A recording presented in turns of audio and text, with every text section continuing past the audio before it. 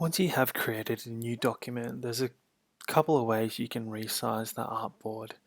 The first and foremost thing that you can do, which is the most direct way, is to hit the artboard tool at the bottom of your toolbar.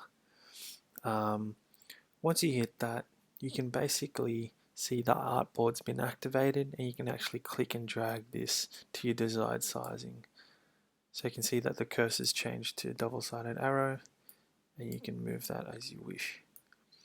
You can hold this in proportion by holding Shift as well as you drag this in and out. To create new artboards, you can also see that the cursor's been changed to this, and you can click and drag these out as you wish as well. So say for example you've got 4 different size images you need to create.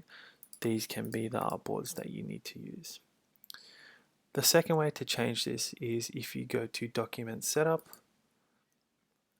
and you can go edit artboards through this way as well.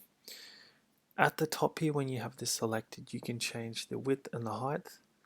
This is usually dependent on the preset that you created the original document with. If you need to change this, you do need to go clicking out, File, Document Setup, and then change the units. For example, we're going to change this to a social media image, 1000 by 1000. Just go pixels, go OK. You can go back to the artboard tool, and then you can see that it's changed. So you can say you want to change this to 1000 by 1000. And you can see that we've changed that artboard. That's obviously a bit big, but you can resize the others accordingly as well.